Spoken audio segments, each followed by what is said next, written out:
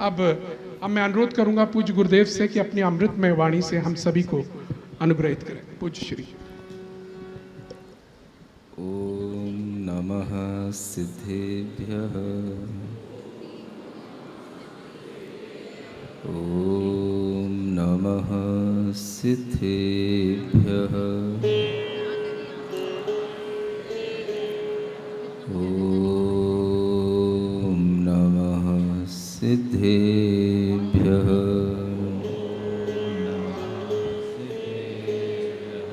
जयतस्तव पार्श्वस्य श्रीमद्भर्तुः पदद्वयम् क्षयं दुस्तरपापस्य क्षमं कर्तुं ददज्जयम्। देवादिदेव आदिम तीर्थंकर श्री ऋषभनाथ भगवान की जय। देवादिदेव श्री पार्श्वनाथ भगवान की जय। वर्तमान शासन नायक श्री वर्धमान महावीर भगवान की जय। परम पूज्य आचार्य गुरुवर श्री विद्यासागर जी महाराज की जय। मोह महातम दलन दिन तप लक्ष्मी भरतार। ते पारस परमेश मुझ हो सुमति दातार। वामानंदन कल्पतरु जयो जगत हितकार। मुनिजन जाकी आश करी जांचे शिव फलसार। भगवान पार्श्वनाथ की यह कथा अनेक भवों में उस जीव की यात्रा को दिखाते हुए पुनः एक ऐसे पुण्यशाली वैभव संपन्न उस राजा के रूप में मरुभूति के जीव को लेकर के आई है, जो जीव अपने पूर्व संस्कारों के कारण से धर्म और नीति के मार्ग पर ही चल रहा है और उस मार्ग पर चलते हुए कभी कभी अनेक तरह की शंकाएं भी उत्पन्न हो जाती हैं और उनका जब समाधान मिल जाता है तो व्यक्ति को बहुत ही आत्मिक संतुष्टि महसूस होती है। वैसे तो जिन बिंब की आराधना अनेक बार इस जीव ने की है, लेकिन फिर भी जब एक नया जीवन मिलता है तो पुरानी स्मृतियां भी समाप्त हो जाती हैं और हमें नए ढंग से ही सोचना होता है, नई बुद्धि ही हमारे लिए काम में आती है। एक बहुत बड़ा इस संसार का ये जो नियम चल रहा है कि इस संसार में प्रत्येक प्राणी अनेक जन्म जन्मांतरों में रह कर के भी जब एक नया जन्म लेता है तो सब पुरानी स्मृतियां धो करके छोड़ करके एक नया जन्म लेता है। ये भी एक अच्छा नियम कहा जा सकता है कि जब हम लोगों का, आप लोगों का एक जन्म होता है, नया जन्म होता है, तो हमें पुराना कुछ भी याद नहीं रहता है। इसे हम अच्छा समझें या गलत समझें? अच्छा उनके लिए है कि जिनका जीवन पूर्व में कष्टप्रद रहा, अगर वो स्मृतियां उनके जीवन के साथ इस जन्म में भी बनी रहेंगी तो वो जन्म फिर उसी तरह से कष्टप्रद होगा, वह स्मृतियां फिर हमें दुख देने वाली होंगी। लेकिन कई लोगों के लिए ऐसा भी लग सकता है कि अगर ये स्मृतियां हमारे जीवन में आ जाती तो शायद हमें जल्दी, हे मुनि महाराज, आपकी तरह वैराग्य भी हो जाता। ये भी लोगों के मन में एक भावना आ जाती है कि अगर ये स्मृतियां बनी रहती तो हम शायद इन नरकों की वेदना को ध्यान में रखते, कभी हमें उन स्वर्गों का भी वैभव याद में आता तो हम फिर शायद कुछ गलत नहीं करते और हम फिर धर्म के मार्ग पर अपने आप चलते रहते।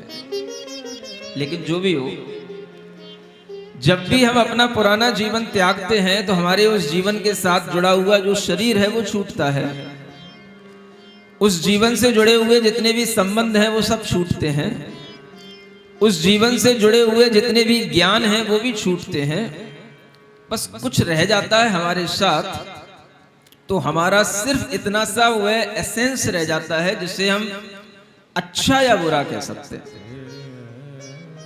बाकी कुछ नहीं रहता। अगर अच्छा है तो वह आपकी आत्मा से जुड़ा हुआ रहेगा कुछ अच्छा संस्कार के रूप में, और बुरा है तो वो भी आपके संस्कार के रूप में आपकी आत्मा से जुड़ा हुआ रहेगा, और कुछ नहीं रहता। फिर नया जन्म मिलता है, फिर हमें नया ज्ञान उत्पन्न करना होता है, फिर हम नए तरीके से सोचते हैं, फिर हमारे अंदर नए संबंध, नए बंध सब कुछ शुरू हो जाते हैं, और इसी तरह से हर जन्म हर व्यक्ति जीता रहता है। अनेक जन्मों में जिनेंद्र भगवान की आराधना करने के बावजूद भी इस जीव को यह शंका उत्पन्न हुई मुनि महाराज के समक्ष। उसने अपनी शंका रखी कि मुनि महाराज, थोड़ा सा मन में संदेह होता है कि ये अचेतन मूर्तियां कैसे मेरी चेतन आत्मा में पुण्य उत्पन्न कर सकती हैं, कैसे मेरी चेतन आत्मा को जागृत कर सकती हैं। और इस विषय में कल जो समाधान दिया था वो आप लोगों को अच्छी तरह सुनने में आया, समझने में आया होगा कि उपादान और निमित्त ये दोनों हमेशा काम करते हैं। इसे हम अपनी भाषा में यूं कह सकते हैं कि एक इंटरनल कॉज है, एक आउटर कॉज है, जिसे हम एक अंतरंग कारण और एक बाहिरंग कारण कहते हैं। और हमेशा कोई भी कार्य होता है दो कारणों से मिलकर के होता है। ये जैन फिलॉसफी की एक बहुत बड़ी सिद्धांतिक व्याख्या है कि अगर दुनिया में कोई भी कार्य संपन्न हो रहा है तो उसके पीछे केवल बाहरी कारण नहीं होगा और केवल अंतरंग कारण भी नहीं होगा। दोनों ही कारण जब मिलेंगे अपनी अपनी योग्यता के अनुसार समर्थ होकर के, जब दोनों कारण मिलेंगे तभी वो कार्य होगा। और दोनों कारण भी समर्थ होने चाहिए, योग्य होने चाहिए। जब दोनों कारण मिल जाते हैं तभी कार्य होता है। चाहे हम कोई सा भी कार्य देखें, उसमें हमारे उपादान की भी जरूरत होती है, हमारे लिए निमित्तों की भी जरूरत होती है। अगर आपके पास में प्रवचन सुनने की एक आकांक्षा है, अगर आपके पास में पार्श्वनाथ भगवान की कथा सुनने की एक भावना है, आप यहां सुनने के लिए आए और यहां आकर के आप पांडाल में बैठ गए, सभा में बैठ गए, और पता पड़ा कि यहां पर आप बैठ तो गए लेकिन सुनाने वाला कुछ सुना नहीं रहा है, एंकर ही बस बोले जा रहा है। नहीं समझ में आया क्या होगा आपको? आपके मन में जो भगवान को सुनने की, कथा को सुनने की जो लालसा थी, वो लालसा आपकी रह जाएगी, क्योंकि आप अपना उपादान माने अपने अंतरंग कारण के साथ आए। आप सभा में आकर के बैठ गए, लेकिन आपके लिए जब तक बाहरी निमित्त नहीं मिलेगा, बाहरी कारण नहीं मिलेगा, तब तक आपके अंदर वो भाव नहीं बनेगा जो भाव आपको पुण्य शुभ भाव से आपको जोड़ सके। अंतरंग कारण और बहिरंग कारण मिलने पर ही कार्य होता है। अब मान के चलो कि आप यहां तक आ गए और यहां पर आकर के जब निमित्त ने बोलना शुरू किया, अब समझ रहे हो ना आप लोग? निमित्त कौन है, उपादान कौन है? आप बड़ी शक्ति है, निमित्त छोटी शक्ति। क्योंकि आपने हमेशा यही सीखा है, उपादान हमारा जागृत होगा तो निमित्त हमारा हमेशा हमेशा हमारे पास रहेगा।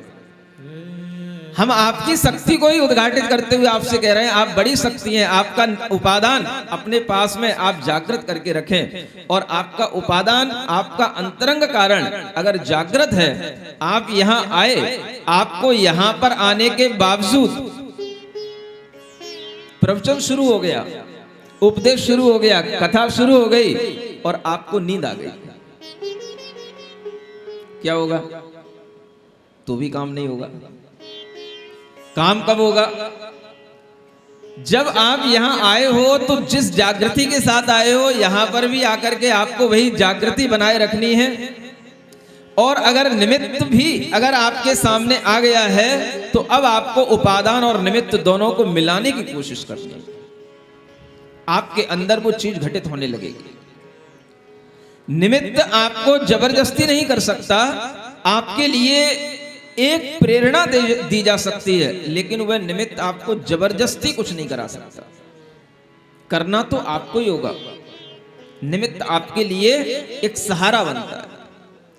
और ये निमित्त और उपादान की जब ये प्रक्रिया शुरू होती है तो उसमें कभी हमें समांगता भी दिखती है, कभी हमें विषमांगता भी दिखती है।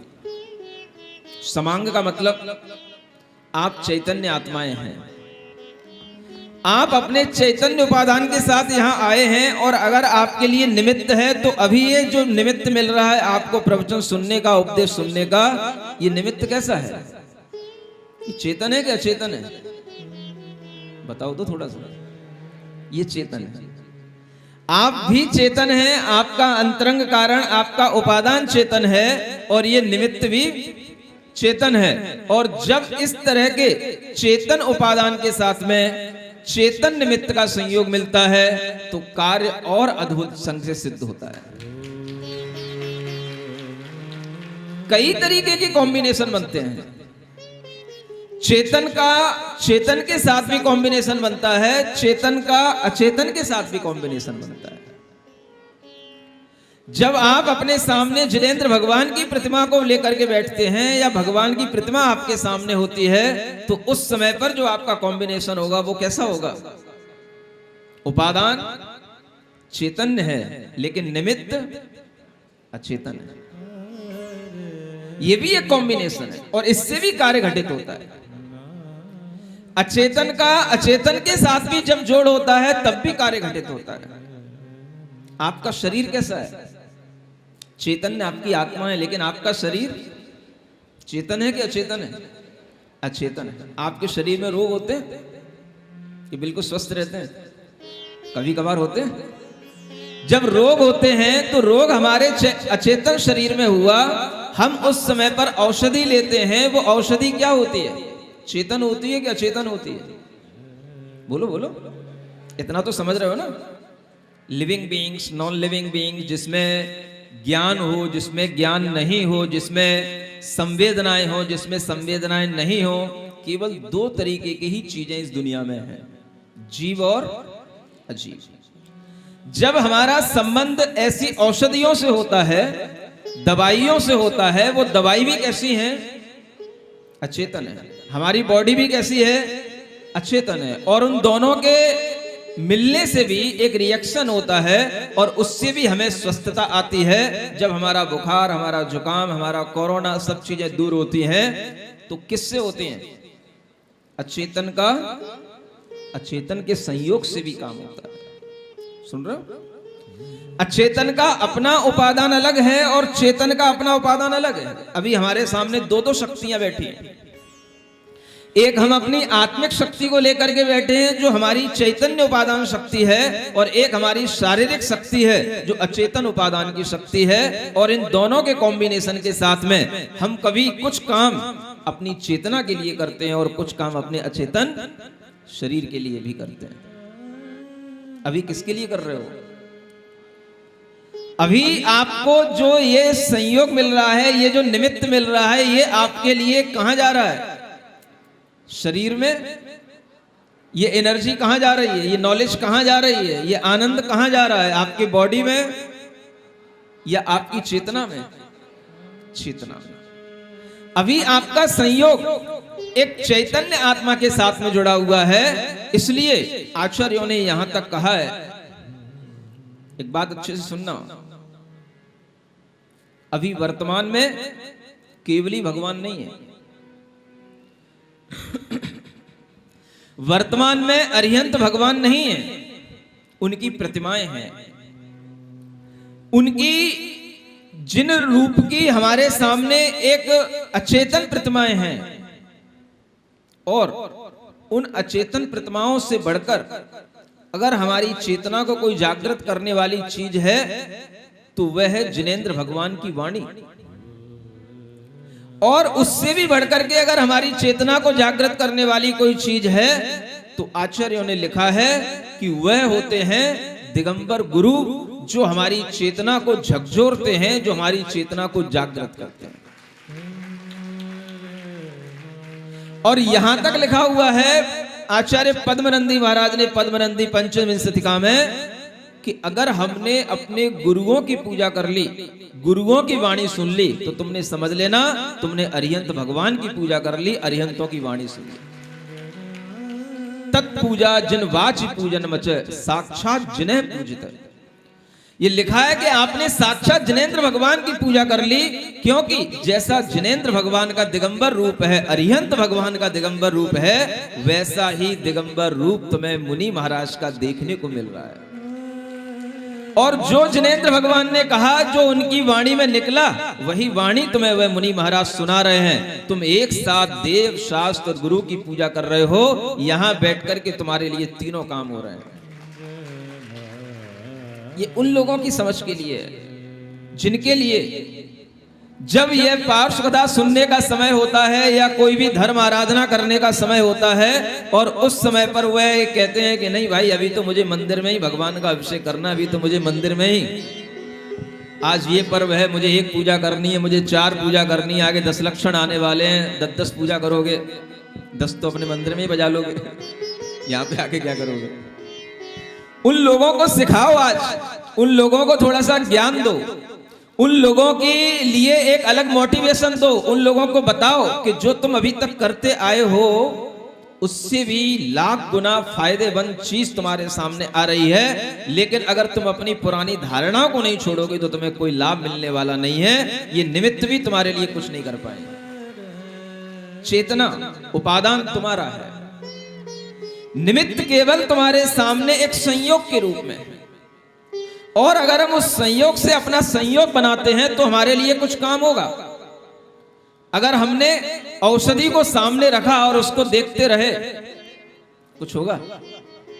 कुछ नहीं होगा। समझ आ रहा है? आपको कहीं मजाक मत करने बैठना। कभी मैंने एक बार सुना था कि एक पेशेंट जो है डॉक्टर के पास में गया और डॉक्टर ने उसको दवा दे दी, और डॉक्टर ने कहा कि भाई दवा दिन में 3 बार ले लेना। और उसने कहा ठीक है, मैंने दवा ले ली है, और उसने वो दवा ले करके अपने घर में रख करके बैठ के चला गया। और 3 दिन बाद आया, डॉक्टर ने पूछा दवा ले ली? हाँ, बोले दवा ले ली। बोले कहाँ है? बोले जेब में रखी है। बोले आपने इतना ही तो कहा था कि दवा ले लेना। बस हमने दवा मेडिकल स्टोर से खरीद ली थी, बस दवा ले ली और दवा रखी है। ऐसा काम नहीं करना तुम लोग। इतना तो वैद्य का इशारा समझना, इतना तो डॉक्टर का इशारा समझना कि अगर वो कह रहा है कि दवा ले ली तो इसका मतलब क्या है? केवल खरीदना नहीं है, केवल सामने रखना नहीं है, केवल जेब में रखना नहीं है, उसको अपने मुंह में रखना है, उसको अपने भीतर तक, बॉडी तक, अंदर तक ले जाना है। तब जाकर के वो दवा कुछ प्रभाव डालती है। आपकी ये कथा, आपके द्वारा सुनी जा रही ये कथा, ये तभी प्रभाव डालेगी जब आप हर एक बात को सुनते हुए अपने मानस को बदलने की कोशिश करें, अपने विचारों को, अपनी धारणाओं को बदलने की कोशिश करें। मैं समझ रहा हूं कि यहाँ के लोग बहुत पढ़े लिखे हैं, बहुत अच्छी पूजाएं करते हैं, बहुत अच्छी भक्तियां करते हैं, बहुत अच्छे तरीके से सबको सब कुछ आता है। लेकिन फिर भी एक बात हमेशा ध्यान रखना, अभी भी मुझे सीखने की और जरूरत है। ये जब तक आपके अंदर ये भावना रहेगी तब तक समझना कि आप भीतर से जिंदा हैं। कब तक? जब तक आपके अंदर ये भावना रहे कि मुझे अभी और सीखने की जरूरत है। जिस दिन आपने सीख लिया, ये समझ लिया, या आपके अंदर ये भावना आ गई कि बस मैं पूर्ण हो चुका हूं, अब मुझे कुछ भी सीखने की जरूरत नहीं है, समझ लेना आप में और एक शव में अब कोई अंतर नहीं है। ये कभी नहीं हो सकता। जब तक आपको जीना है तब तक आपके अंदर जीवन जीने के लिए कुछ ना कुछ भीतर जागृति रखनी पड़ेगी। आपको सीखते रहने की ललक बनाए रखनी पड़ेगी, और आपको अपने विचार, अपनी धारणाएं समय के अनुसार कभी कभी परिवर्तित भी करनी पड़ेगी। अगर आप उसी रूटीन पर, उसी शेड्यूल से हमेशा चलेंगे तो आप एक मशीन की तरह होंगे जो ऑटोमेटिक मशीन चल रही है, उसमें और आप में कोई अंतर नहीं होगा। एक रोबोट का मनुष्य होता है और एक असली मनुष्य होता है। इन दोनों में अगर कुछ अंतर होगा तो क्या होगा? रोबोट तो नहीं हो? बोल तो नहीं है? अरे कॉन्फिडेंस से बोलो, रोबोट तो नहीं हो? कहो महाराज मैं असली ह्यूमन हूं, मैं असली आदमी हूं। और असली आदमी का मतलब ही यही होता है कि उसे अपने इच्छा से, अपने विचारों से खुद चलना होता है। बस हाँ, वो विचार कहीं से लेता है, सीखता है, आगे बढ़ने की कोशिश करता है, और इस तरह की विचार धारणाओं से जब वो आगे चलता है तो उसे समय समय पर भगवान जिनेंद्र देव के द्वारा बताए हुए अनेकांत के सिद्धांत, मुख्य और गौण के सिद्धांत उसके सामने रहते हैं कि कवि जिनेंद्र भगवान की प्रतिमा हमारे लिए मुख्य है। क्यों मुख्य है? जब तक गुरु हमारे सामने नहीं, जब तक हमारे सामने कोई साक्षात उपदेश देने वाला नहीं, तब तक भगवान की प्रतिमा ही हमारे लिए मुख्य है। लेकिन जब गुरु हमारे सामने आ जाते हैं तो हमारे लिए गुरु की मुख्यता हो जाती है, क्योंकि उस प्रतिमा तक अनुराग कराने वाले भी गुरु ही होते हैं।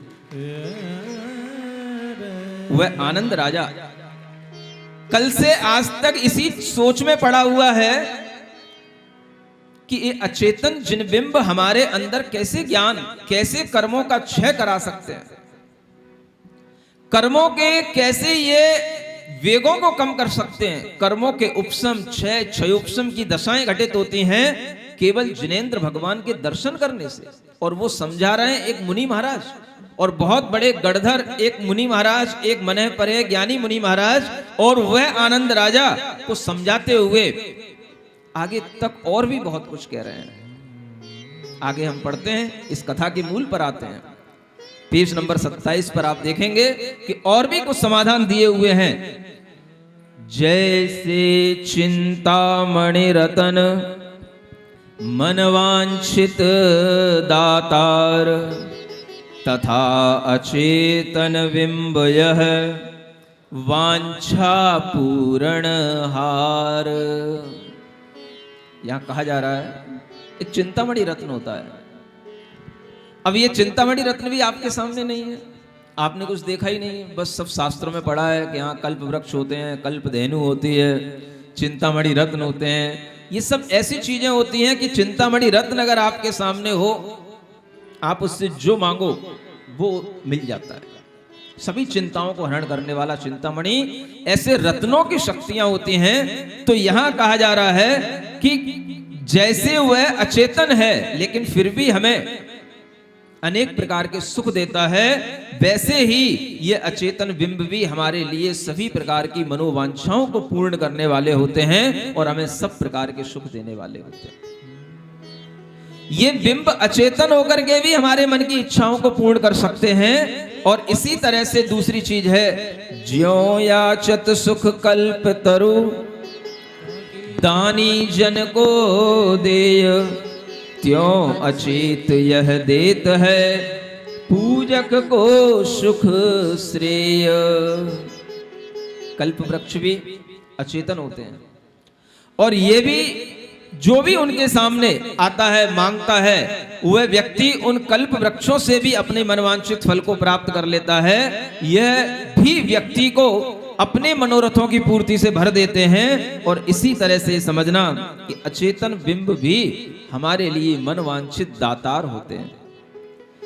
मणिमंत्रादिक औषधि है प्रत्यक्ष जड़ रूप, विष रोगादिक को हरें, त्यों यह अगहर भूप।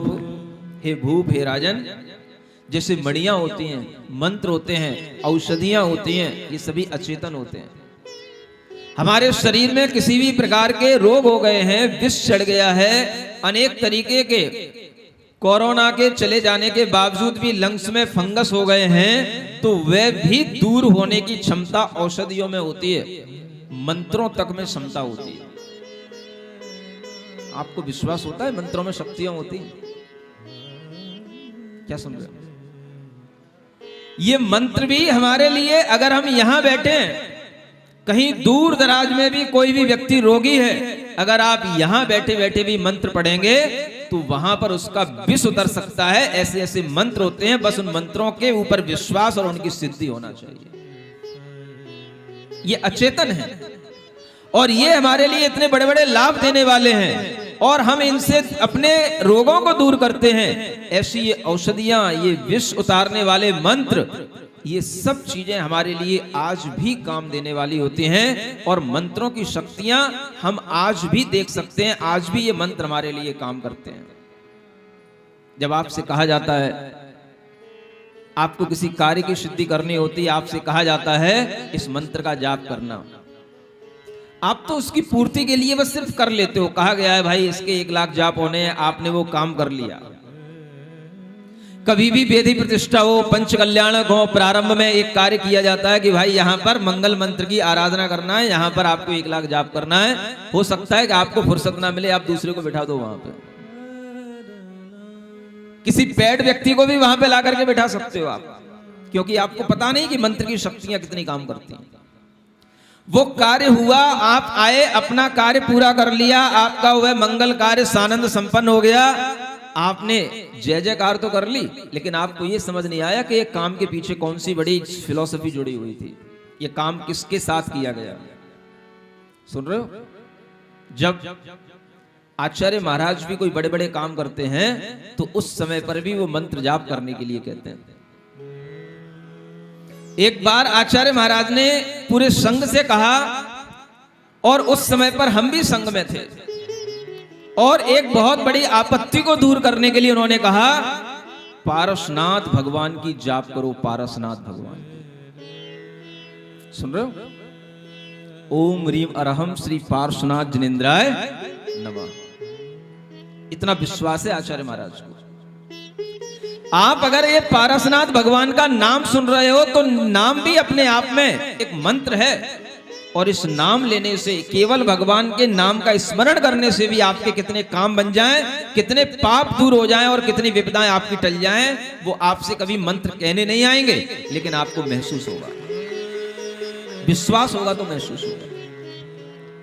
मंत्रों के माध्यम से हम बड़े बड़े काम कर सकते हैं और अनेक तरीके के रोग भी दूर होते हैं। और आप अगर देखो, आपको ध्यान हो तो जब आप दिल्ली आए थे, आगरा के लोगों, सुन रहे हो, पंच विशेष रूप से जब अपनी कमेटी लेकर के आए थे, रोहिणी सेक्टर 20 में जब हम बैठे थे, और उस समय पर आपने आकर के जब एक निवेदन किया कि महाराज इस बार आपको आगरा की ओर चलना है, तो हमने एक बात आपसे पूछी थी, कहाँ ले जाओगे, आगरा तो बहुत बड़ा है। तो आपने कहा महाराज आगरा का मूल स्थान, आपको अलग अलग कॉलोनियों में नहीं ले जाऊंगा, आपको मूल स्थान पर बैठाऊंगा जहां पर पूरा आगरा जुड़ा हुआ है, और वह है एमडी जैन। फिर मैंने आपसे पूछा था वहां के जिनालय के मूल नायक भगवान कौन से हैं, तब आपने कहा शांतिनाथ भगवान है। फिर उस समय पर मैंने एक बात और बोली कि अगर आपको यह भाव है कि हमारा आगरा तक विहार हो, आगरा में रुकना हो, आगरा में वर्षा योग हो, तो आप एक मंत्र का जाप करना। क्या बोला था? ओम ह्रीम अरहम श्री शांतिनाथ जिनेन्द्राय नमः। जो मूल नायक आपके हैं, जो आपके इष्ट भगवान हैं, आप उनसे अपने भावना रखो, आपकी भावना पूरी होगी। मुझे पता नहीं कितने लोगों ने किया, कितने नहीं किया, लेकिन मुझे लग रहा है कि लोगों ने किया है, तभी यहां पर यह काम बड़े आनंद और शांति के साथ में हो रहा है। किया था? लोग बोल रहे हैं किया था, हाथ उठा रहे हैं। उस समय पर यह संदेश भी दिया गया था आपके मैसेजों के माध्यम से कि इस मंत्र का आपको जाप करना है, और आप देख रहे हो कि आप अगर आज यहां बैठकर के शांति से धर्म आराधना कर पा रहे हो, तो कहीं ना कहीं ये हमारे उन पुण्य कर्मों का प्रताप होता है जो हम मंत्र शक्तियों के माध्यम से अर्जित करते हैं। आप इन चीजों पर विश्वास रखना सीखें। ऐसे ऐसे व्यक्ति हैं जो नमोकार मंत्र पर विश्वास रख के न जाने क्या से क्या कर देते हैं। आचार्य शांति सागर जी महाराज का नाम सुना होगा आपने, जो बहुत पहले के आचार्य गुरु महाराज से भी पहले, ज्ञान सागर जी से भी पहले, शिव सागर, वीर सागर, उनसे पहले जो आचार्य शांति सागर जी महाराज हुए हैं, वो जो दक्षिण में महाराज हुए अपने समय में, उनके समक्ष एक बार ये प्रसंग आया कि एक व्यक्ति जो जाति से मुसलमान था और वह एक काम करता था, किसी को भी सर्प काट लेता था, किसी को भी विष चढ़ जाता था, तो वह उस विष को उतारने का काम करता था। एक बार वो महाराज के सामने आ गया, महाराज ने उससे पूछ लिया कि ये विष तुम कौन से मंत्र से उतारते हो?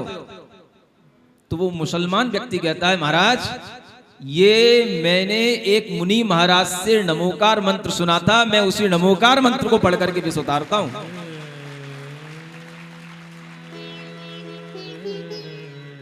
आज तक मैंने बात किसी को बताई नहीं, आपके समक्ष बोल रहा हूं, क्योंकि आपसे क्या झूठ बोलूं। तब ये बात सुनने में समझने में आई कि देखो, कोई भी कास्ट का व्यक्ति हो, कोई भी व्यक्ति हो, अगर मंत्र के ऊपर श्रद्धा करता है, विश्वास के साथ जुड़ता है, तो बड़े बड़े काम कर सकता है। और ऐसे भी जैनी हो सकते हैं जो उसके पास पहुंचते ही होंगे। और जब वो जैनी उसके पास पहुंच रहे हैं, तो इसका मतलब है कि उन्हें वो नमोकार मंत्र इस ढंग से पढ़ना नहीं आ रहा जिस ढंग से एक मुसलमान पढ़ सकता है।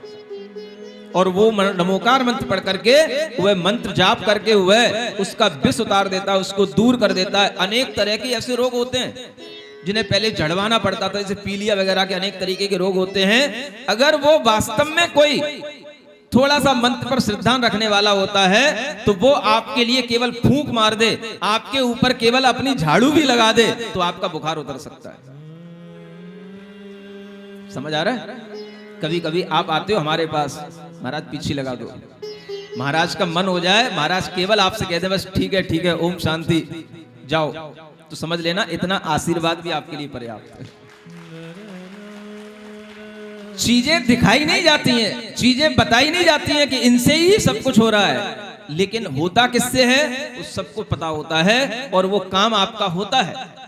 लेकिन आपके अंदर एक विश्वास की भावना आनी चाहिए कि हम अगर अपने लिए कुछ भी प्राप्त करते हैं, तो इन अचेतन बिंबों से, अचेतन मंत्रों से, गुरुओं के आशीर्वाद से हम बहुत कुछ प्राप्त कर लेते हैं। और ये सब हमारे लिए मनोवांछित देने वाली चीजें हैं। इन पर अगर हम विश्वास करके चलते हैं, तो हमारे लिए जीवन समृद्धशाली बनता चला जाता है। आगे कहते हैं, जड़ स्वरूप को पूज पद प्रगट देखिए लोय, राजपत्र सिर धारिये मुद्रा अंकित होय। देखो कितना अच्छा उदाहरण दिया। अगर आप यही मानते हो कि जड़ से कोई मान्यता नहीं मिलती है, जड़ से कोई पूज्यता नहीं मिलती है, तो आप आज की भाषा में, यहां तो राजपत्र लिखा है, पहले राजा लोगों के एक राजपत्र हुआ करते थे कि अगर उस पर राजा की मुद्रा बनी हुई है, तो समझ लेना कि कोई भी दूसरा राजा उसे अपनी आज्ञा समझ करके उसको स्वीकार कर लेता है, और वो पूज्य माना जाता है जिसके ऊपर राजा की मुद्रा अंकित है। आज के समय में आपके जो नोट होते हैं, कौन कौन से आने लगे, 200 के तो 100-200 के तो बंद हो गए थे, 2-2 हजार के आने लगे थे, तो हैं 500-500 के भी हैं, 100 के भी हैं, 2000 के भी हैं, जो भी हैं। समझ आ रहा है? वो नोट क्या है वस्तुतः, क्या है वो? रियलिटी बताओ, उनकी रियलिटी क्या है, किस चीज के बने हुए हैं? कोई 2000 का नोट कोई बहुत अलग चांदी का बना होता है, कि कोई सोने का बना होता है, किसका बना होता है? कागज का ही बना होता है। वह कागज ही है, और ये आपके सामने रखा हुआ भी ये कागज ही है। लेकिन इस कागज में और उस कागज में एक अंतर होता है, जिससे उस कागज की कीमत बढ़ जाती है। तो वो अंतर क्या होता है?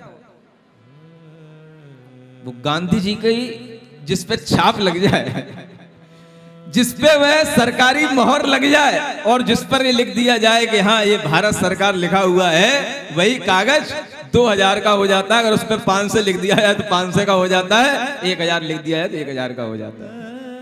समझ आ रहा? कागज तो उतना सही है। कीमत किसकी? जिस कागज पर अगर ये राज मुद्रा लिख दी गई, जिस कागज पर भारत सरकार की सील लग गई, वो कागज इतना बड़ा महत्वपूर्ण हो जाता है। तो क्या जिस आत्मा पर जिनेंद्र भगवान की भक्ति की सील लग जाए, वो आत्मा इतनी बड़ी नहीं हो सकती कि उसको सब लोग आदर की दृष्टि से देखें? आपके अंदर का सम्मान इसी से जागृत होना चाहिए कि आप उनके भक्त हैं। छोटे छोटे देवी देवता जिनके चरणों में हमेशा बैठे रहते हैं, ऐसे भगवान की भक्ति करने वाले हैं। वर्धमान स्तोत्र सब लोग पढ़ रहे हैं, पढ़ने की कोशिश करना। अगर सच्चा ज्ञान लेना है, भगवान की भक्ति समझनी है, तो एक बार वर्धमान स्तोत्र का अध्ययन करना। अध्ययन करने का मतलब केवल वो नहीं है कि आपने पाठ कर लिया, पाठ करने में आपको समझ में आए या ना आए, लेकिन आप उसके अर्थ को समझने की कोशिश करना।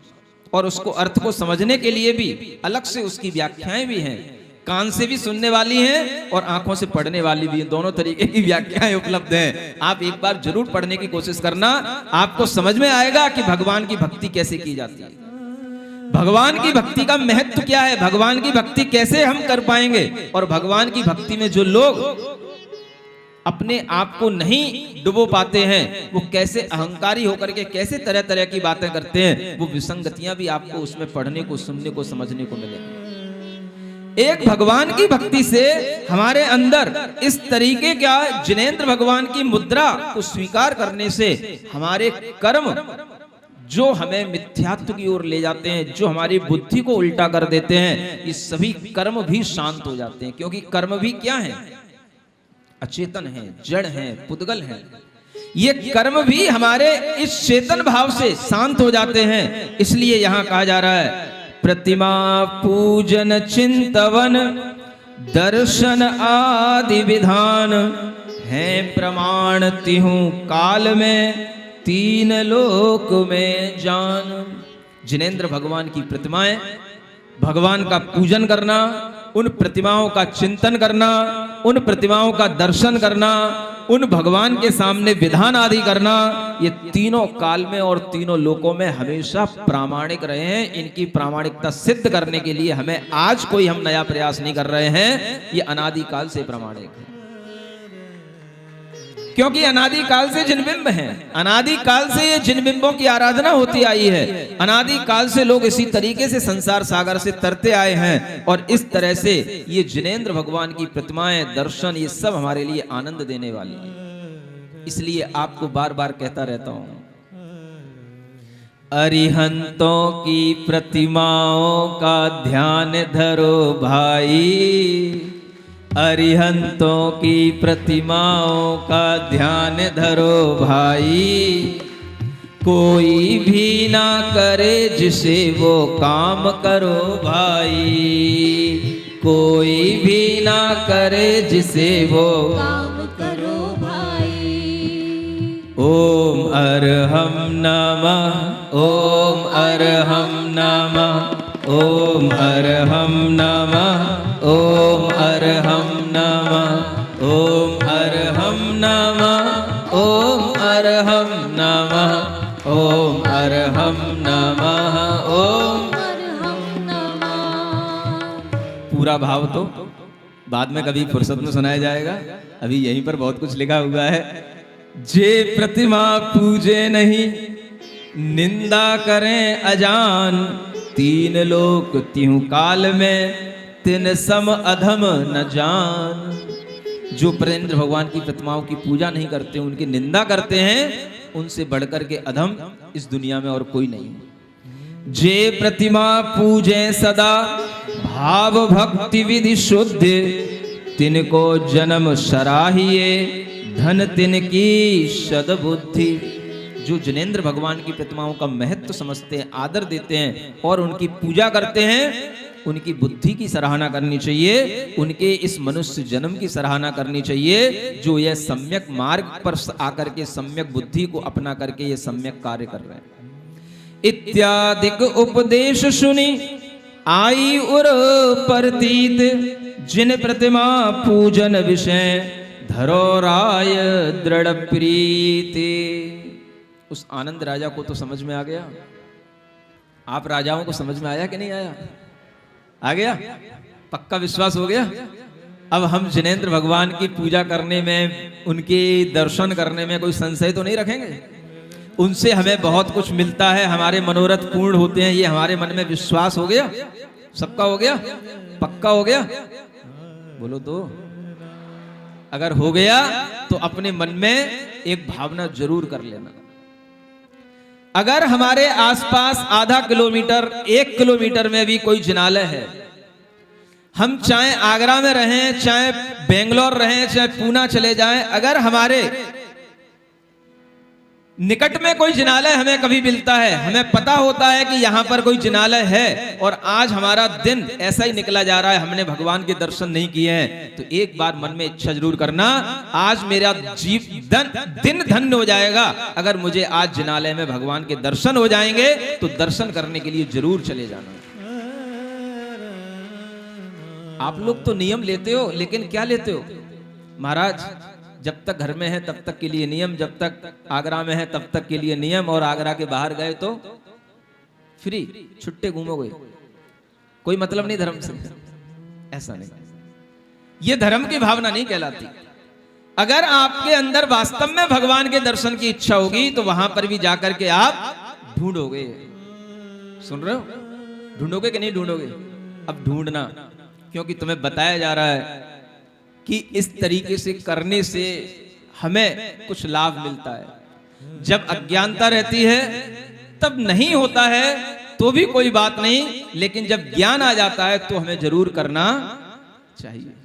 अज्ञानता इसलिए कह रहा हूं कि मुझे अपने लिए भी उपदेश देते समय कुछ याद आ जाता है कि मैं दूसरों को उपदेश दे रहा हूं, कभी मैं भी तुम्हारी तरह ऐसे ही किया करता था। नहीं समझ आ रहा?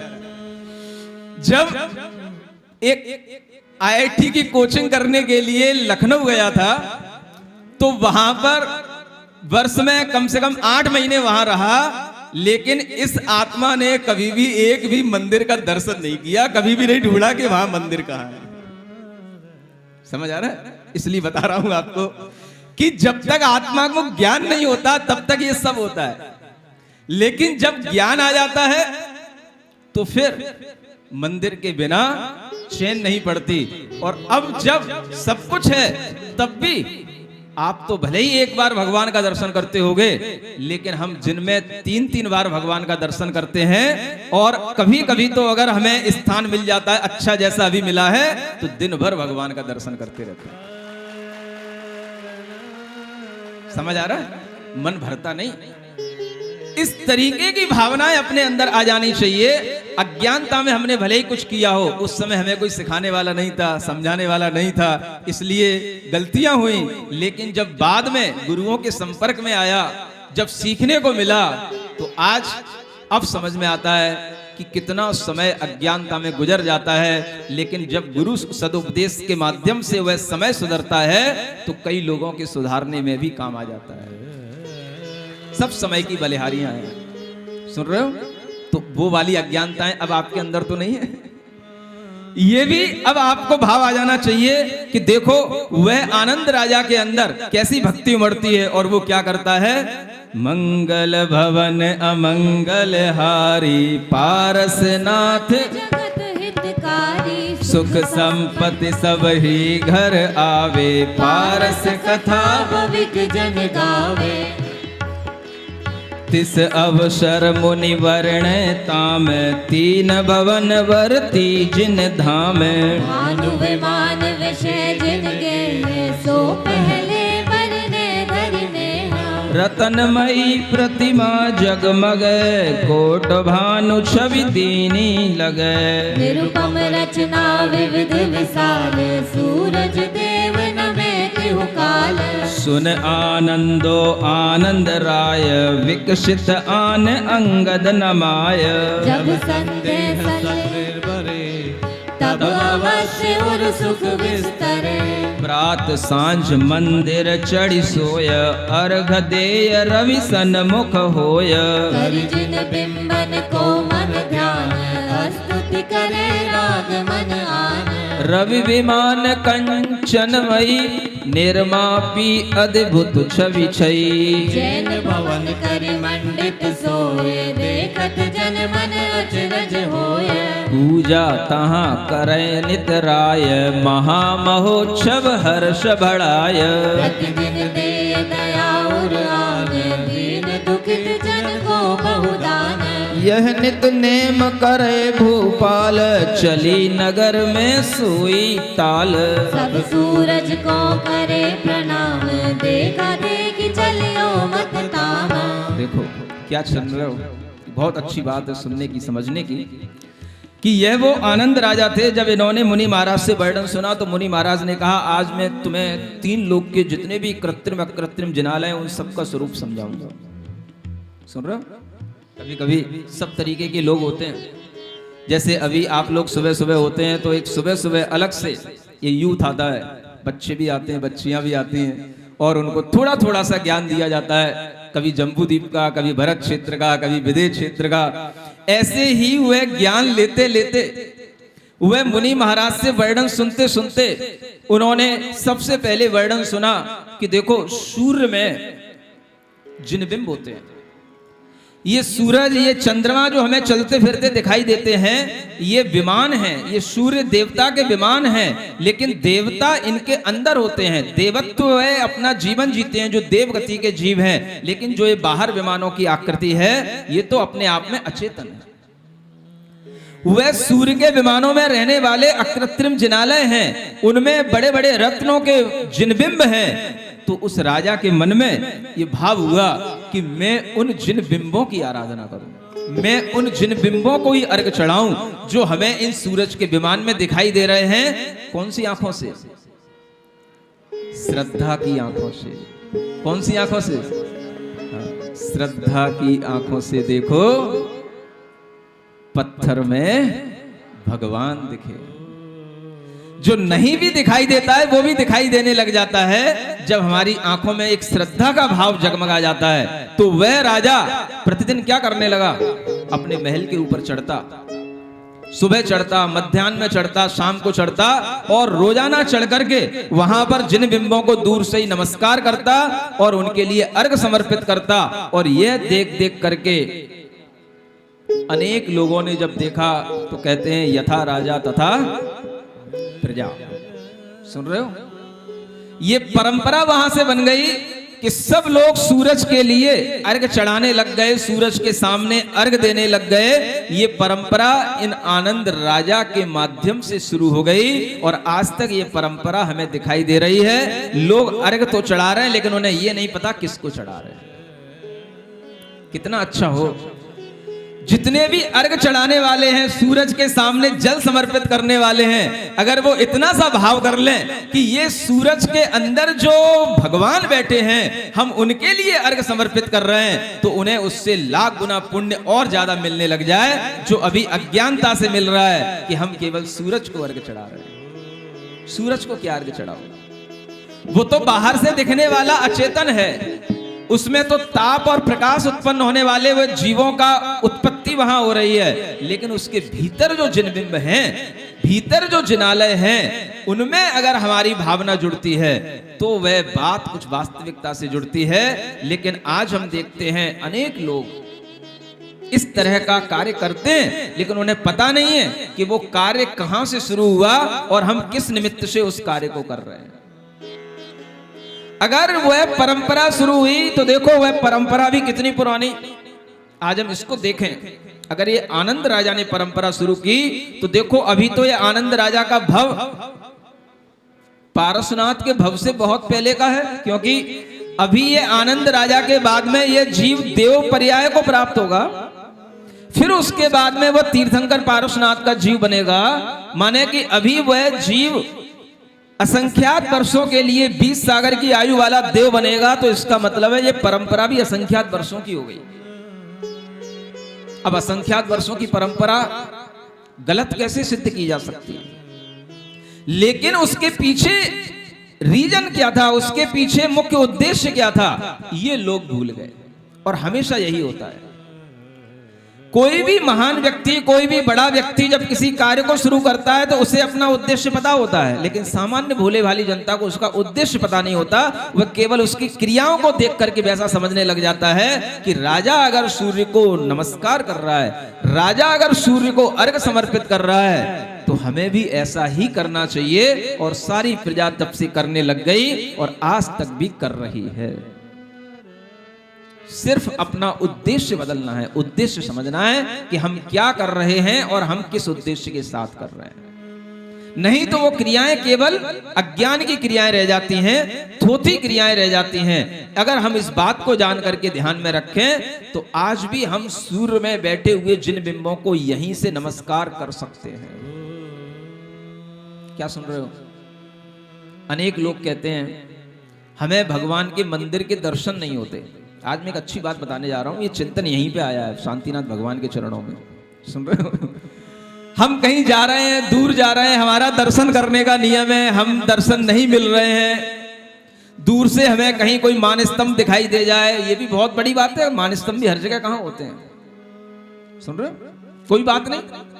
अगर आपको विश्वास है कि सूर्य के अंदर सूर्य विमान में जिन बिंब हैं, और अगर आपको सूर्य का दर्शन होता है तो उसके अंदर के रहने वाले जिन बिंबों को भी अगर आप दर्शन करके अपने मन के दर्शन के भाव को पूर्ति कर लेंगे तो भी वो आपका दर्शन माना जाएगा। आपके अंदर ज्ञान और श्रद्धा होना चाहिए।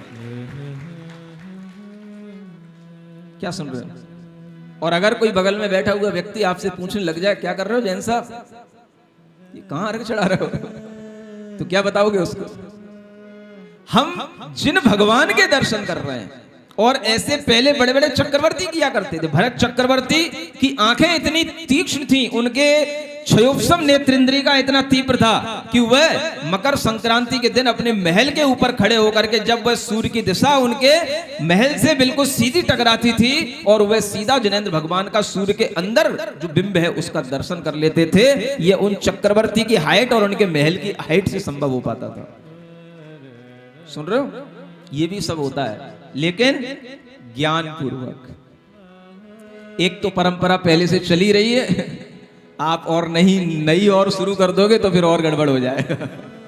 समझ आ रहा है? लेकिन यह सब होना चाहिए ज्ञान पूर्वक, अपने ही तक सीमित। बहुत किसी विकट परिस्थिति में अगर आपको ऐसा लगे तो आप ऐसा भी कर सकते हैं, लेकिन उससे यह ध्यान रखना कहीं किसी को कोई गलत सीख ना मिले। आपकी सीख आपके काम में आनी चाहिए। क्या दिक्कत है? समझ में आ रहा? सूरज का दर्शन करके भी आप कर सकते हो, चंद्रमा का दर्शन करके भी कर सकते हो। लोगों ने तो बंटवारे कर रखे हैं धर्म के नाम पर, सूरज और चंद्रमा के भी। समझ आ रहा है? हिंदू लोग सूरज को पूजते हैं, मुसलमान लोग चंद्रमा को देखते हैं। ये जैन लोग क्या करते हैं? ये तो सबको मानने वाले हैं, सबको जानने वाले हैं। इनको तो चंद्रमा में भी भगवान दिखाई देने चाहिए और सूरज में भी भगवान दिखाई देने चाहिए। तुम्हें तो दिन में और रात में हमेशा भगवान के दर्शन होने चाहिए। लेकिन दर्शन कब होंगे? श्रद्धा की आंखों से देखो, पत्थर में भगवान दिखे हैं। गुरु दर्शन में भगवती मूर्ति, हमको तो श्री राम दिखे हैं। हमको तो अरिहंत दिखे हैं। यह आनंद राजा की कहानी आगे चल रही है। अपने जीवन में धर्म की आराधना करते हुए अपनी आत्मा के लिए भी और जो दूसरे दीन दुखी जीव हैं उनके लिए भी दया से उनके लिए भी सहायता करना, उनको भी धन आदि प्रदान करना, ये बड़े बड़े समर्थ लोगों का कार्य हुआ था, आज भी है। आज भी जैन लोग खूब करुणा दान करके खूब अपने धन का सदुपयोग करते हैं। और जब भी कभी आपत्तियां आती हैं तो अनेक समुदाय के लोग जिस तरह से शामिल होते हैं, आज भी जैन लोग उसी तरह से शामिल होकर के अनेक लोगों की सहायता करते हैं। अनेक ऐसे लोग हैं जो हर शहर में देखे गए, अनेक समुदाय के लोगों ने भी ये किया, लेकिन जैन समुदाय के लोग भी उसमें पीछे नहीं रहे। जितनी जिसकी सामर्थ्य बनी, भंडारा किया, लोगों के घर घर तक भोजन पहुंचाया, ऑक्सीजन पहुंचाई, जितनी जिसकी सहायता बन सकी। आज भी अनेक जैन लोगों ने ऐसा किया है। ये मुझे हर शहर में जाने पर पड़ता है। और उसके साथ साथ अनेक भी ऐसे सिख आदि संप्रदाय के लोग भी रहे जिन्होंने भी अपना भोजन आदि दूसरे लोगों को दे करके अनेक तरह का सहयोग किया है। ये करुणा दान सब लोग किया करते हैं, लेकिन हमारे मन में ये भाव रहना चाहिए कि पहले हम इस तरह से भगवान का दर्शन करें और फिर उसके बाद में ये करुणा दान करें तो हमारे लिए कोई दिक्कत नहीं है। लेकिन अज्ञानता तब आ जाती है जब हम सिर्फ करुणा दान तक सीमित रह जाते हैं और भगवान के दर्शन करने के लिए प्रश्न उठाते हैं। सुन रहे हो? आजकल के प्यारे प्यारे बच्चों सुनो, है ना, पढ़े लिखे बच्चों सुनो, है ना, क्योंकि उन लोगों के लिए यही सीखने को मिलता है, भाई दीन दुखियों की सेवा करो, इससे बड़ा धर्म क्या है। मना नहीं है, दीन दुखियों की सेवा करना भी धर्म है, लेकिन जो वास्तव में धर्म है उसको तुम अधर्म क्यों कहने लग जाते हो? उसको तुम धर्म क्यों नहीं स्वीकार करते हो? तो पहले कर्तव्य होना चाहिए कि हम भगवान के दर्शन करें, हम भगवान की पूजन करें, और उसके बाद में हम सब जीवों की हित के लिए सबकी जितनी सहायता बन सकती उतनी सहायता करें। आपको करुणा करने के लिए कभी मना नहीं किया गया है, और सब लोग करते हैं और करना भी चाहिए। ये भी एक धर्म का, दान का, एक धर्म का एक भाव है, और इस दान धर्म को भी करुणा धर्म कहा गया है। तो हर व्यक्ति के लिए इस तरीके से होता आया है। वह राजा, आनंद राजा भी इसी तरह से प्रजा के हित में भी काम करते हैं, लेकिन अपनी आत्मा के हित के लिए भी करते हैं। ये प्रजा का हित हो गया, दूसरों के लिए हो गया। अपनी आत्मा का हित किससे होगा? सम्यक दर्शन के भाव से होगा। सम्यक दर्शन किससे होगा? जिनेंद्र भगवान के दर्शन से होगा। तो पहले अपनी आत्मा के लिए भी कुछ करो, फिर दूसरों के लिए भी कुछ करो। मनाही नहीं है। समझ रहे हैं? पढ़े लिखे बच्चे सुन रहे हैं कि नहीं सुन रहे? सुना ना बच्चों को? तो ऐसा करते करते जब आपके जीवन आगे बढ़ेगा तो कभी आपके जीवन में परिवर्तन भी आएगा। केवल परोपकार करने से आप स्व उपकार कब कर पाओगे? जीवन में परिवर्तन तब आएगा जब आप सम्यक दर्शन जानोगे, ज्ञान जानोगे, वैराग्य जानोगे, तब आपके जीवन में परिवर्तन आएगा। देखो वह आनंद राजा अपने जीवन में इस तरह के महान कार्य करते करते जब आगे बढ़ते हैं तो उनके साथ में क्या होता है? वही होता है जो हर राजा के साथ होता है ना। और खास तौर से अनादिकाल से जितने भी भव्य जीव होते आए हैं उनके साथ ये सब घटनाएं घटती आई हैं। लेकिन आज के भव्य जीव क्या करके बैठे हैं? अपने आप को रोक करके बैठे हैं कि मेरी भव्यता कहीं प्रकट ना हो जाए। क्या सुन रहे हो? है? देखो आगे आप पढ़ोगे तो समझ में आएगा। मंगल भवन अमंगल हारी, पारसनाथ जगत हितकारी, सुख संपत सब ही घर आवे, पारस कथा भविक जन गावे। धवल केश देखो निज शीश, मन कंप्यो सोचे नर ईश। जानी देखी मन उत्सव घटे, कामी जीवन कोल फटे। सोलख से तभाल भूपाल, भोग उदास भय तत्काल। जगत रीति सब अथिर असार, चिंते चित में मोहन वार। ये बड़ी विचित्र बात लगती है कि पहले के राजा लोग, पहले के बड़े बड़े पुरुष, महान व्यक्ति भी एक अपना केवल सफेद बालों को देख करके वैराग्य को प्राप्त हो जाते हैं। इतना विचित्र बात लगती है। क्या उस समय पर ऐसा लगता था कोई इन बालों को काले करने के साधन नहीं होंगे? डाई वगैरह उस समय पर बनती नहीं होंगी, ऐसे केमिकल होंगे नहीं, मेहंदियां होती नहीं होंगी। या फिर आप ये भी कह सकते हो कि महाराज बाल तो सफेद किसी बच्चे के भी हो जाते हैं, कम उम्र में भी हो जाते हैं। आजकल जल्दी बाल भी सफेद हो जाते हैं। और सबको ही अगर ऐसे ही वैराग्य होने लग जाएगा तो फिर हमारा मुश्किल हो जाएगा। क्या सुन रहे हो? क्या समझते हैं? ऐसा लगता है कि पहले के लोगों के लिए बाल एक निश्चित अवधि के बाद ही सफेद हुआ करते थे। शायद उनका जीवन इतना भरण पोषण के साथ, इतने उनके शरीर में विटामिन्स के और सभी तरीके के प्रोटीन्स रहा करते थे कि वो शरीर से कमजोर नहीं हुआ करते थे। और फिर भी अगर उम्र पाकर के अगर कमजोरी दिखाई देती थी तो वो क्या करते थे? अपने भोगों में अपनी रुचि फिर कम कर लेते थे। फिर भोगों की चिंता कम करके, वह अपने अंदर के राग कम करके सोचते थे अब इस शरीर के लिए ज्यादा भोग प्रधान शरीर ना बना करके अब इसको तप में ढालना है, अब इस शरीर से कुछ धर्म आराधना कर लेना है, क्योंकि ये एक संकेत दिया जा रहा है। क्या संकेत दिया जा रहा है? किसी को याद है? ये बाल पहले भी सफेद हुए थे। इसी पुराण में एक राजा के, कौन के? अरविंद राजा के भी सफेद हुए थे बाल। सुन रहे हो? तब भी उन्होंने देखा था और उन्होंने क्या सुना था, क्या समझा था? किसी को याद नहीं है? सब नए नए शैली के रोजाना आ जाते हैं, पुराने लोग कोई भी नहीं है। अच्छा ऐसा बताना, कॉमन लोग जो रोजाना आते हैं, पुरानी नए से कोई मतलब नहीं, जो आगे आकर के बैठे हैं उनसे मतलब नहीं, या जो रोजाना सुन रहे हैं कथा, ऐसे कितने लोग हैं ये बताना, हाथ उठा के बताना। अरे तो सभी लोग हैं, मतलब तुम उन्हीं में से आगे बैठा लेते कुछ कुछ लोगों को आगे, कल से ये पीछे बैठेंगे।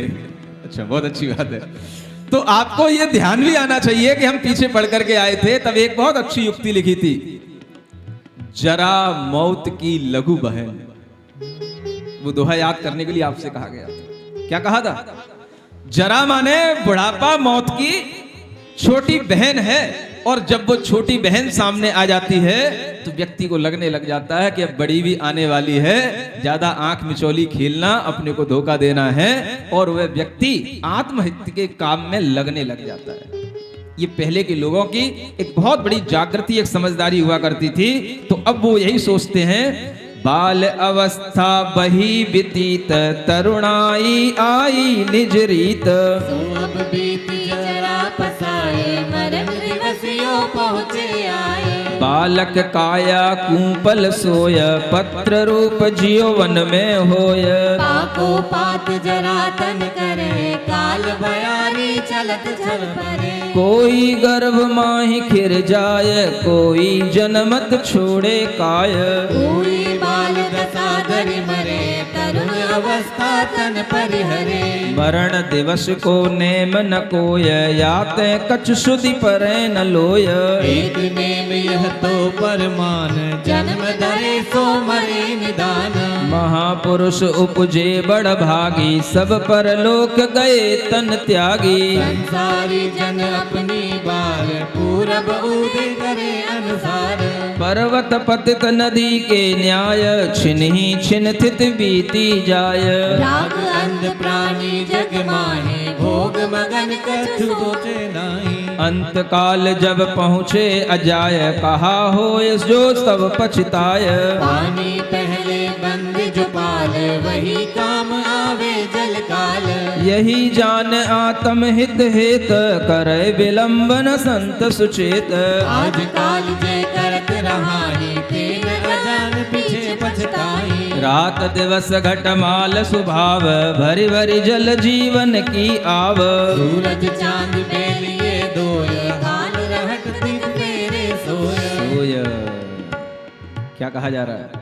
उन आनंद राजा के मन में इस संसार की स्थिति का विचार आने लग जाता है। बाल अवस्था आती है, तरुण अवस्था आती है, वो भी बीत जाती है, बुढ़ापा आने लग जाता है, मृत्यु के निकट का दिन आने लग जाते हैं, और वह बाल्य अवस्था भी उनकी आ पाती है जो जन्म ले पाते हैं। बहुत से जीव तो ऐसे होते हैं जो गर्भ में ही खिर जाते हैं, बोलते हैं ना गर्भ गिर गया। 5 महीने के 6 महीने के जीवों को भी मरण कर देना पड़ता है, या कभी कभी हो जाता है, या कभी कभी उनकी बीमारियों के कारण से उन्हें मां को बचाने के लिए भी अनेक जीवों का घात कर देना पड़ता है। होता है कि नहीं होता है? कितने ही जीव जन्म लेने के बाद में भी विकलांग की तरह जीते हैं, कितने ही जीव जन्म लेने के बाद में थोड़े महीने 2 महीने जीने के बाद मर जाते हैं। अनेक प्रकार के बाल दशा के दुख भी देखने को मिलते हैं, तरुण अवस्था में भी दुख देखने को मिलते हैं। लेकिन इस व्यक्ति के लिए ये ध्यान में रख न पाना कि हमारा ये मरण का दिवस है, ये उसे कभी भी नियम रूप में कहा नहीं जा सकता। जन्म दिवस तो हर कोई याद रखता है, मरण दिवस भी याद रखते हो?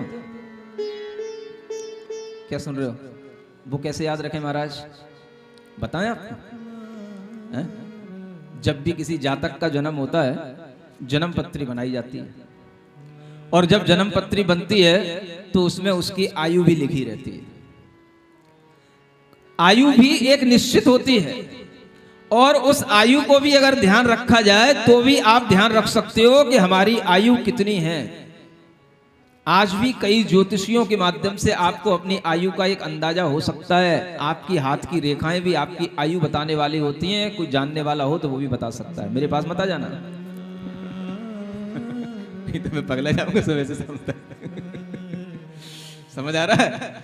वह सब पता होता है। हर के हाथ में एक भाग्य रेखा होती है, हर के हाथ में एक जीवन रेखा होती है, हर के हाथ में एक हृदय रेखा होती है। 3 बड़ी रेखाएं सबके हाथ में होती है, देख लो। समझ आ रहा है? ये आयु रेखा होती है जो दोनों अंगूठा और उंगली के बीच से निकल करके मणिबंध तक जाती है, इसे आयु रेखा कहते हैं। समझ आ रहा है? और इससे भी हमारी आयु का बहुत कुछ हमें पता होता है। अगर ये आयु रेखा कटी पिटी होती है, बीच में कई जगह डिस्टर्ब होती है, तो बड़े बड़े एक्सीडेंट होने की भी संभावना होती है। समझ आ रहा है? सब देखने लग गए, इससे ज्यादा कुछ नहीं बताऊंगा। तो जब ऐसा समझ में आने लग जाए तो कभी कभी मरण का दिन भी याद कर लिया करो कि हमारी आयु कितनी है, कितनी बीत गई है। हम अगर 60 साल के हो रहे हैं, 70 साल के हो रहे हैं, आयु कितनी है, 80 की है कि 85 की है कि 90 की है, कुछ तो अंदाजा रखो और कुछ तो अपने लिए ध्यान रखो कि अब 5 साल बचे हैं कि 10 साल बचे हैं कि 2 साल बचे हैं। हमें कुछ अब इन 2 सालों में, 5 सालों में, 10 सालों में कुछ कर लेना है, कुछ तो करो। ये सब होता है और इसी कारण से यहाँ लिखा है कि मरण के दिन का कोई नियम नहीं कि भाई मरण कब आए, 2-4 दिन पहले भी आ सकता है, 8-15 दिन पहले भी आ सकता है, आगे आएगा ऐसा नहीं कहा जा सकता, क्योंकि आपकी आयु कम हो सकती है किन्हीं कारणों से। आयु खिरती है जब हम कोई बहुत ज्यादा हाफी वाले काम करते हैं, बड़े बड़े पर्वतों पर चढ़ करके मेहनत वाले काम करते हैं, जब हम शरीर से ज्यादा काम भोग का सेवन करते हैं, तो उस समय पर ये आयु कर्म खिरता है, आयु का नाश होता है। और ये आयु कम होते होते कुछ भी कम हो सकती है। आप इंतजार में मत रहना कि 80 वर्ष की आयु लिखी है, हो सकता है कि आपने उसको खिरा करके 10 वर्ष की आयु आपने अपने मेहनत से किसी भी तरीके से खिरा दी हो, वो 70 की रह गई हो। समझ आ रहा है? और एक और बहुत बड़ा कारण बता दूं, सुनो ढंग से सुनो, सब लोग सुन रहे हो? बहुत देर से पूछा नहीं मैंने, सब लोग सुन रहे हो ना? ज्यादा भोजन करने से भी आयु कर्म जल्दी खिरता है, ज्यादा भोजन करने से। क्या हो गया, ये समझ में नहीं आ रहा महाराज?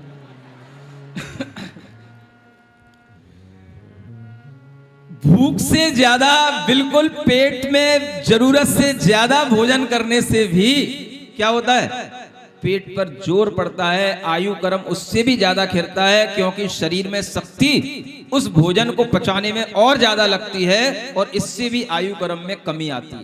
ये ध्यान रखना, आपको आयु कर्म में कमी के कारण बता रहा हूं। बढ़ने के कोई कारण नहीं है, कमी के बहुत सारे कारण हैं। इसलिए अपनी आयु को संभाल करके रखो, अपनी भूख, अपनी परिमित भोजन के माध्यम से उसको शांत करके उसको अपने जीवन में एक अच्छे शेड्यूल के साथ बनाने की कोशिश करो। ये नहीं कि जो अदबा तदबा, जो मिल गया, जितना मिल गया, जहां मिल गया सब खा लिया। समझ आ रहा है? अगर एक दिन में कहीं मान लो 4 शादियां हो, तो मुझे लगता है तुम चारों में उतना ही खाते होगे जितना एक में खा करके आते होगे। आप कहोगे महाराज इतनी बेइज्जती तो मत करो, दुनिया सुन रही है। ऐसा तो नहीं है, लेकिन भूख बराबर बनी रहती है और लगता है कि हाँ 4 क्या 6 भी हो जाती, 6 भी अटेंड कर लेते। समझ आ रहा है? ऐसी जिनकी स्थिति होगी उनकी आयु जरूर कम होगी। इसलिए यहां कहा जा रहा है एक नियम तो पक्का है कि जिसका जन्म हुआ है उसका मरण निश्चित होगा। और इसीलिए अंतकाल जब निकट आ जाता है तो फिर वही जल काम में आता है जो जल हमने पहले से बंधा हुआ रखा होता है, जैसे पाल का जल कहते हैं, जिसे हम बांध का जल कहते हैं। इसी तरीके से जब हम पहले से कुछ करेंगे तो वो हमारे लिए अंत में कुछ काम आएगा। और हम एकदम से मरण समय बिल्कुल ही हमारी अंतिम सांस आ गई, अब महाराज इनका समाधि मरण करा दो, अब क्या करा दो, अब तो हो ही जाएगा। जब पहले से कुछ करोगे तो कुछ होगा।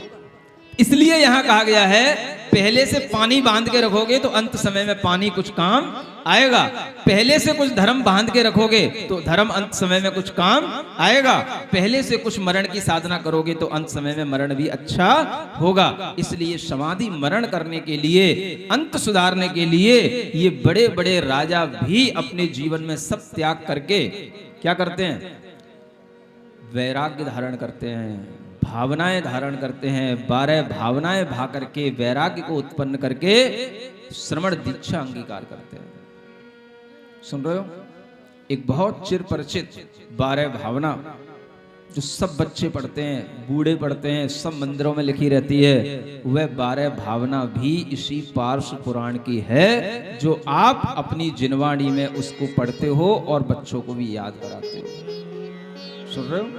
कल अपने बच्चों को भी लेकर के आना।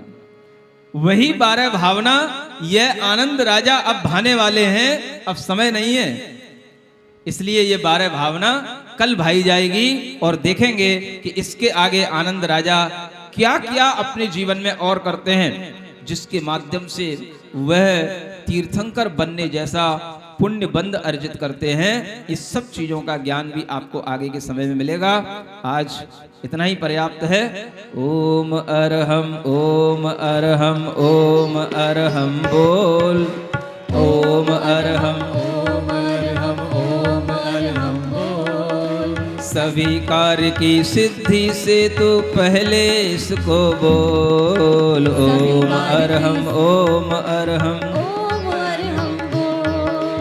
ओम अरहम ओम अरहम ओम अरहम बोल। ओम अरहम ओम अरहम ओम अरहम बोल। बोलो पार्श्वनाथ भगवान की जय।